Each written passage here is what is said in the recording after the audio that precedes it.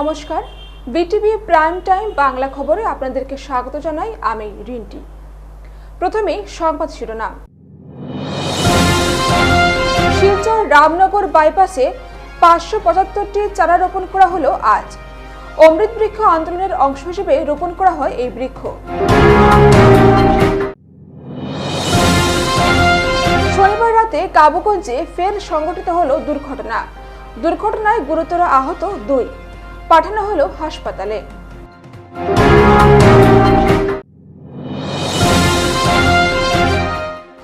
কাছাড়ের বিভিন্ন প্রান্তে রাইজো দলে যোগদান করেছেন অনেকেই।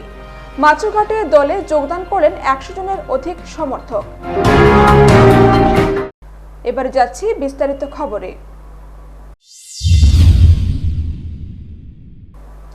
মুখ্যমন্ত্রী ডক্টর হিমন্ত বিশ্ব শর্মার অমৃত বৃক্ষ আন্দোলনের একটি অংশ হিসেবে 575টি চারা রোপণ করে একটি সবুজ ভবিষ্যতের দিকে আরও একটি পদক্ষেপ এগোলেন বিধায়ক দীপায়ন চক্রবর্তী। রবিবার রামনগর বাইপাসে বিধায়ক দীপায়ন চক্রবর্তীর উদ্যোগে বৃক্ষরোপণ অভিযান পালন করা হয়। এদিন এই অভিযানে শহরের বেশ কয়েকটি ক্লাব ও সংগঠন এবং এনজিও অংশগ্রহণ করে। যে সকল এনজিও, ক্লাব, সামাজিক সংগঠন, প্রতিষ্ঠান, ব্যক্তি, দলীয় পদাধিকারী এবং কর্মী এই উদ্যোগে সমর্থন করেছেন এবং যোগ দিয়েছেন, তাদের ধন্যবাদ জ্ঞাপন করেন বিধায়ক দীপায়ন চক্রবর্তী। নমস্কার। অমৃত বৃক্ষ আন্দোলনে মাননীয় মুখ্যমন্ত্রী ডক্টর হিমন্ত বিশ্ব শর্মার উদ্যোগে 2023 ইংরেজিতে বৃক্ষরোপণ শুরু হয়েছিল। 2024 ইংরেজি এইবারও গোটা আসামে 3 কোটি বৃক্ষরোপণের লক্ষ্যে আজকে শিলচর বিধানসভা চক্রে আমি এক উদ্যোগ নিয়েছিলাম। আর এই উদ্যোগে সাড়া দিয়ে শিলচরের বিভিন্ন এনজিও, ক্রীড়া সংস্থা, সাংস্কৃতিক সংস্থা, রাজনৈতিক সংগঠন, বিভিন্ন ব্যক্তিবর্গরা এসে এই বৃক্ষরোপণে যোগদান করেছেন। ইতিমধ্যে আমরা একসাথে শিলচর রামনগর বাইপাসে 575টি বৃক্ষরোপণ করেছি। গতবারও আমরা এই শিলচর রামনগর বাইপাসে আমরা 1000 বৃক্ষরোপণ করেছিলাম। এভাবে শিলচর রামনগর বাইপাসকে যাতে সবুজায়তন করা যায়, দুপাশে যাতে একটা সুন্দর বৃক্ষ লাগিয়ে একটা সুন্দর দৃশ্য আনা যায়, তার লক্ষ্যে আমরা এই কাজে হাত দিয়েছি। তো এখানে যারা আজকের দিনে উপস্থিত হয়েছেন সকলকে আমি গভীর শ্রদ্ধা নিবেদন করছি। ডক্টর হিমন্ত বিশ্ব শর্মার পক্ষ থেকে আপনাদের সকলের প্রতি কৃতজ্ঞতা জ্ঞাপন করছি। আপনারা যেভাবে মুখ্যমন্ত্রী ডাকে সাড়া দিয়ে এখানে উপস্থিত হয়ে বৃক্ষরোপণ করেছেন, তার জন্য আপনাদের সকলকে আন্তরিক ধন্যবাদ জ্ঞাপন করছি। সাথে সাথে সকলের নিকট অনুরোধ রাখছি, গতবারও আমরা লক্ষ্য করেছি যে শিলচর রামনগর বাইপাসে বৃক্ষরোপণ করেই ব্যক্তিবর্গরা শুধু শেষ করেননি, প্রতিনিয়ত তারা এসে এই বৃক্ষকে লালন পালন করার লক্ষ্যে জল দিয়েছেন, সেটা আমরা প্রত্যক্ষ করেছি। এইবারও আমি আপনাদের সকলকে অনুরোধ রাখতে চাই যে আমরা সবাই নিজের নিজের বৃক্ষকে আর লালন পালনের লক্ষ্যে প্রতিনিয়ত অন্তত পক্ষে বছর খানেক একবার এসে প্রতিনিয়ত জল দিয়ে যেতে পারি, তার জন্য আপনাদের কাছে আমি আবেদন রাখছি।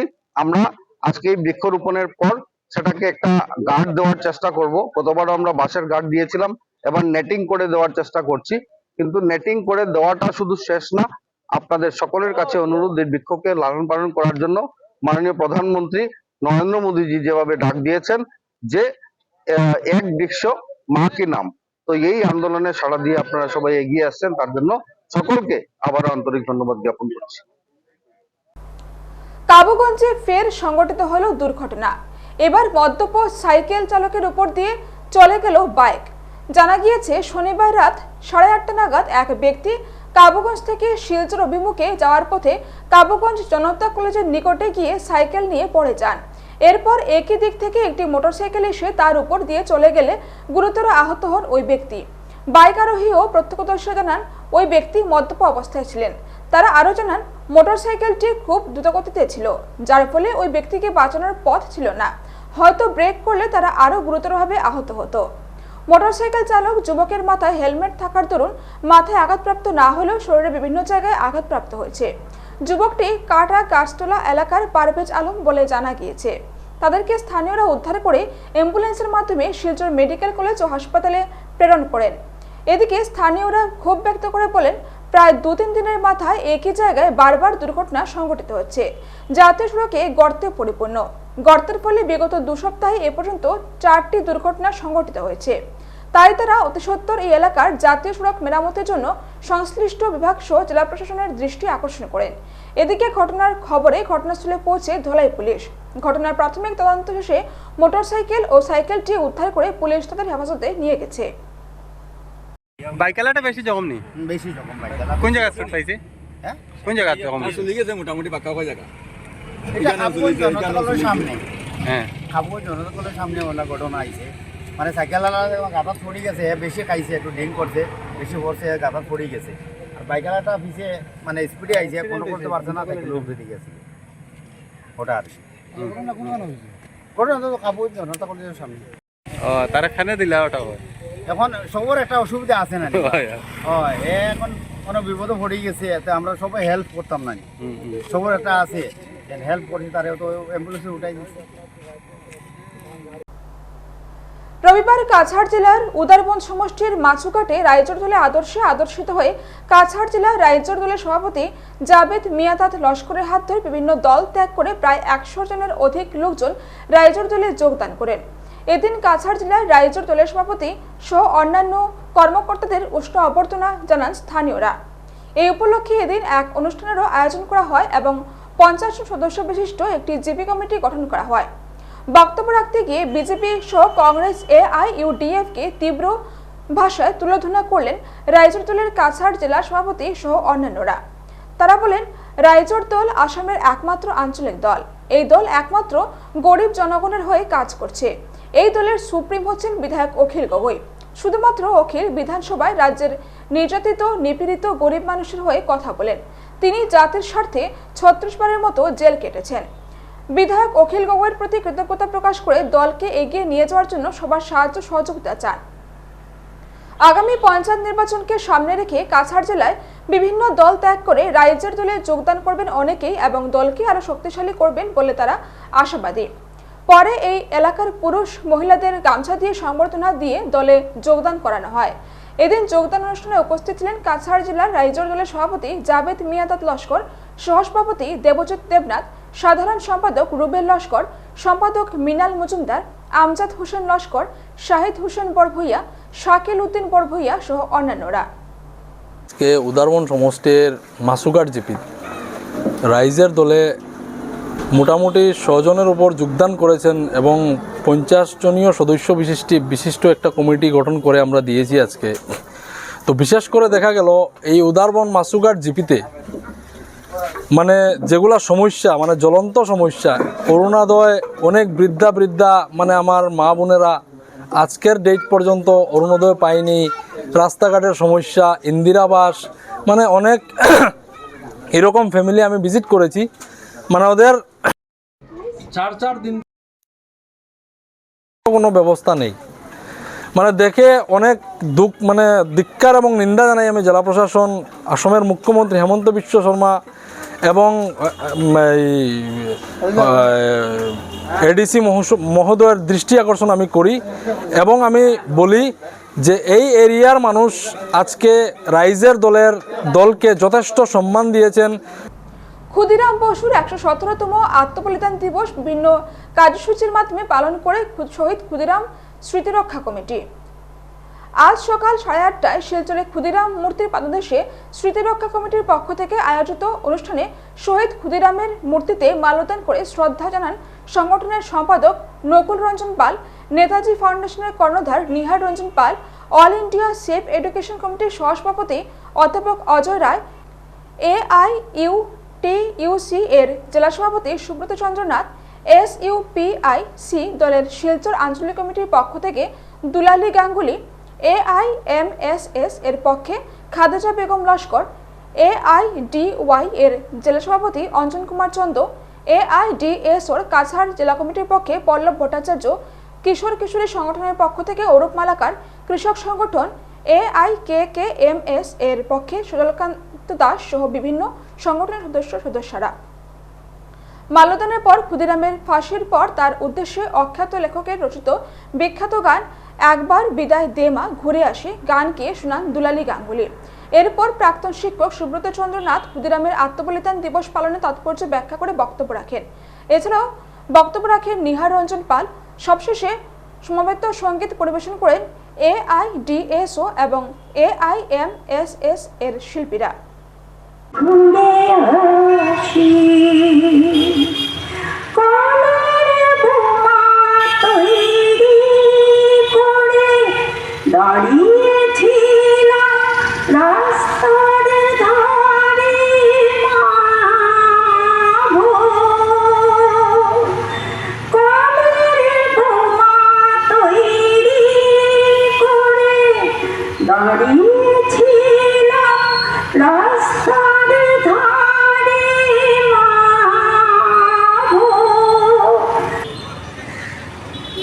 এই ইতিহাসের কথা আপনারা পাবেন।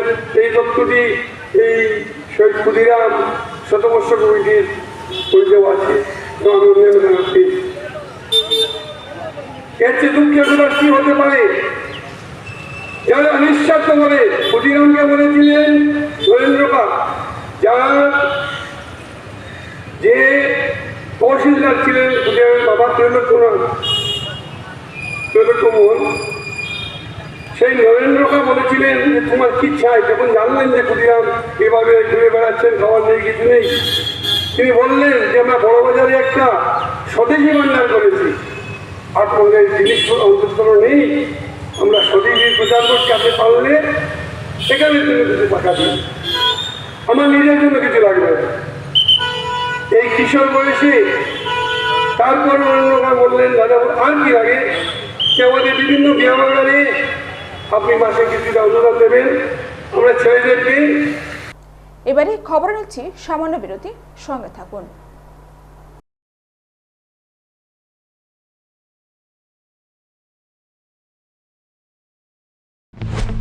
ইয়াত চেনি আছে নেকি?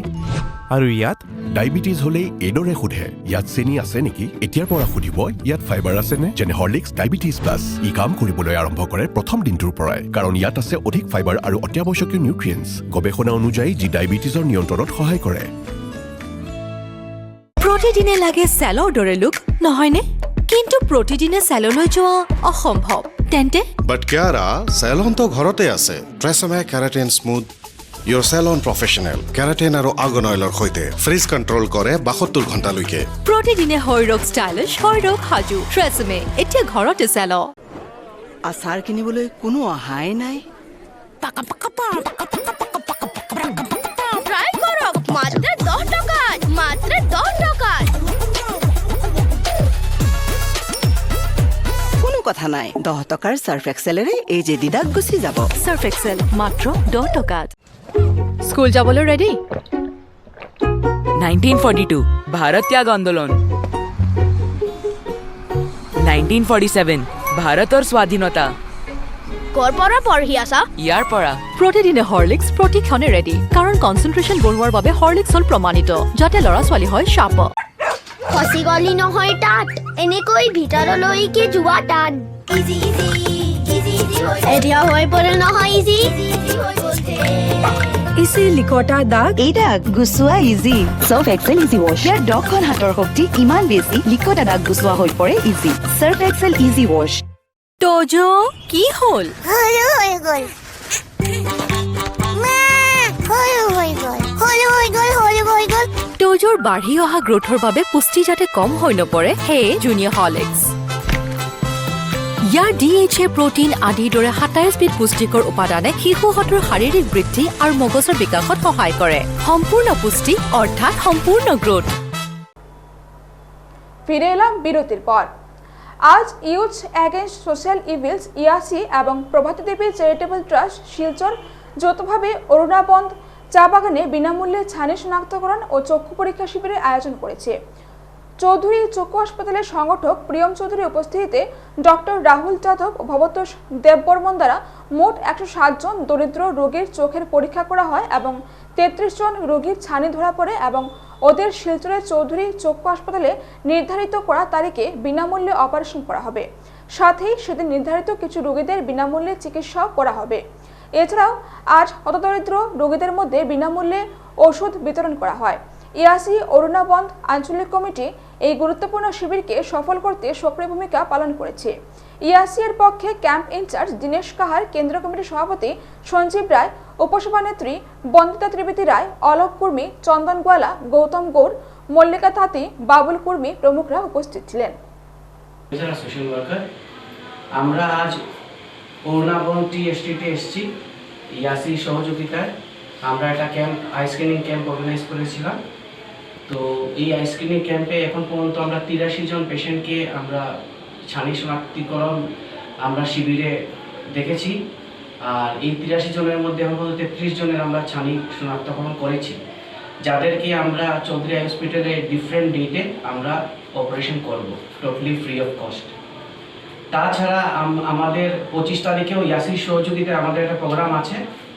আর ইয়াসির সহযোগিতায় আমরা সেপ্টেম্বর মাসে আমরা বিভিন্ন আই স্ক্রিনিং ক্যাম্পের অর্গানাইজ করেছি। এখন পর্যন্ত আমরা বরাকবিলিতে প্রত্যেক সপ্তাহে আমরা ক্যাম্প অর্গানাইজ করে আসছি। আমরা চেষ্টা করছি যত দিন সম্ভব আমরা আনপ্রিভিলেজড পেশেন্টদেরকে আমরা যতটুকু পারি সহযোগিতা করব। তার সাথে সাথে আমি সঞ্জীব রায়, ইয়াসির কর্ণধারকেও আমি ধন্যবাদ জানাই আমাদের সহযোগিতা সবসময় আমাদের সহযোগিতা করার জন্য। যে সময় ওনার সহযোগিতা চাই উনি সবসময় আমাদের পাশে থাকেন। ধন্যবাদ। ইয়াসি অর্থাৎ ইনসেরেন্স সোশ্যাল লিভিংস ও প্রভাতী দেবী চ্যারিটেবল ট্রাস্টের যৌথ উদ্যোগে আজকে অরুণাবন্ধ চা বাগানে আমরা একটা শিবির করেছি, ছানি শনাক্তকরণ এবং চক্ষু পরীক্ষা শিবির। এবং যেভাবে প্রিয়ম বললো, আমরা প্রায় 33 জন ছানির রোগী পেয়েছি, যাকে চৌধুরী আই হাসপাতাল শিলচরে বিনামূল্যে অপারেশন করা হবে। এবং এখানে যারা দরিদ্র সীমার নিচে রোগীরা ছিলেন ওদের কিছু ঔষধও দেওয়া হয়েছে। আমাদের একটা প্রচেষ্টা আছে বিভিন্ন প্রত্যন্ত অঞ্চলে গিয়ে গরিবের দুয়ারে পৌঁছা, যারা হয়তো এই ফ্যাসিলিটি অ্যাভেল করতে পারেন না ওদের কাছে পৌঁছে ওদেরকে আমরা সহযোগিতা করার জন্য চেষ্টা করে যাচ্ছি। Chowdhury I clinic O Prabhati Devi charitable trust সর্বদাই সমাজের জন্য কাজ করে যাচ্ছে। আমরা ইয়াসিদেরকে ধন্যবাদ জানাচ্ছি এবং আগামী দিনেও আমরা আরও অনেক ক্যাম্পের জন্য তাকিয়ে আছি। বরাক হিন্দি সাহিত্য সমিতির উদ্যোগে রবিবার স্থানীয় হিন্দি ভবনে আয়োজিত এক সভার মাধ্যমে বরাকের বিভিন্ন কৃতি শিক্ষার্থীদের সংবর্ধনা প্রদান করে সম্মানিত করা হয়। সংস্থার তরফে এদিন মাধ্যমিক ও উচ্চ মাধ্যমিক পরীক্ষায় ভালো ফলাফল অর্জন করে উত্তীর্ণ উপত্যকার 109 জন মেধাবী ছাত্রছাত্রীকে প্রয়াত দীনেশ প্রসাদ গোয়ালা স্মৃতি পুরস্কার প্রদান করে সম্মানিত করা হয়। এছাড়াও সম্মানিত করা হয় বিভিন্ন বিষয়ে স্নাতকোত্তর ডিগ্রিপ্রাপ্ত বিদ্যার্থীদেরও। হিন্দি ভাষা ও হিন্দি ভাষীদের মধ্যে অনুপ্রেরণা যোগাতে সংস্থা 2014 সালে পুরস্কার প্রদান সমারোহে শুরু করেছিল। তখন থেকে হিন্দি ভাষী ছাড়াও বাংলা ও মণিপুরী সহ বিভিন্ন ভাষাগোষ্ঠীর মেধাবী ছাত্রছাত্রীকে সংবর্ধনা প্রদান করে সম্মানিত করে আসছেন।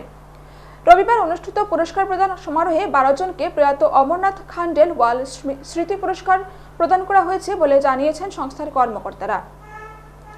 এদিন প্রেমলাল কাবরা, রাজদীপ গোয়ালা, মহাবীর প্রসাদ জৈন, ডক্টর শুভদীপ রায়চৌধুরী ও উদয় শঙ্কর গোস্বামী সহ অন্যান্যরা উপস্থিত ছিলেন। क्योंकि जो 10th में जिन्होंने अच्छा रिजल्ट किया है ये आपका शुरुआत है, 12th भी मैं कहूँगा शुरुआत है, क्योंकि अभी बहुत आगे आपको जाना है। तो उस जर्नी में आपको और ज़्यादा सक्सेस मिले और नाम रोशन करें आप अपने परिवार का, हमारे समाज का, हमारे बराक घाटी का। यही प्रयास इस प्रोग्राम के माध्यम से किया जाता है और समाज के प्रति भी आपका एक दायित्व रहे। आज आप स्टूडेंट्स हैं, कल आने वाले दिनों में आप इस बराक घाटी को आप लोग लीड करेंगे हर एक क्षेत्र में। तो आप लोग ही इस बराक घाटी, इस देश के भविष्य हैं। तो आप लोग जैसे अपने समाज के प्रति अपना दायित्व पूरा करें, यही आशा आप लोगों से हम रखते हैं। साथ ही শিলচর কাঁঠাল রোড বাইপাস সংলগ্ন সার্বজনীন বন্দর শিববাড়িতে আজ সাফাই অভিযান করেন শিববাড়ি পরিচালন কমিটির সহ স্থানীয় চন্দ্রপুর গ্রামবাসীরা। একই সাথে শিব মন্দির চত্বরে বিভিন্ন সময়ে বিসর্জন করে যাওয়া মূর্তির অবশেষগুলো কুড়িয়ে জড়ো করে যথাযোগ্য মর্যাদায় পার্শ্ববর্তী বোয়াল জুড়ে বিসর্জন করা হয়। সঙ্গে আগামীতে এভাবে মন্দির চত্বরে মূর্তি না ফেলে পার্শ্ববর্তী বোয়াল জুড়ে বিসর্জন করতে মন্দির কমিটির পক্ষ থেকে অনুরোধ জানানো হয়। এছাড়াও মন্দিরের প্রবেশ পথের পাশে থাকা বটবৃক্ষের মূল জোড়ে তৈরি করা পাকার বেদি ভেঙে ফেলা হয়, যাতে গাছটি সঠিকভাবে বৃদ্ধি হতে পারে এবং পাকার বেষ্টনীর জন্য গাছটির যাতে কোনো ক্ষতি না হয়। শেষ করার আগে সংবাদ শিরোনাম আরও একবার। শিলচর রামনগর বাইপাসে 575টি চারা রোপণ করা হলো আজ। অমৃত বৃক্ষ আন্দোলনের অংশ হিসেবে রোপণ করা হয় এই বৃক্ষ।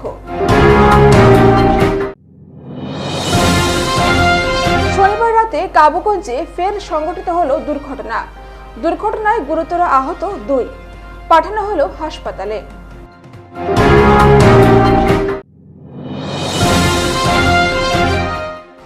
কাছাড়ের বিভিন্ন প্রান্তে রাইজো দলে যোগদান করেছেন অনেকেই। মাছুঘাটে দলে যোগদান করলেন 100 জনের অধিক সমর্থক। বিটিভি প্রাইম টাইম বাংলা খবর আজ এ পর্যন্তই। নমস্কার।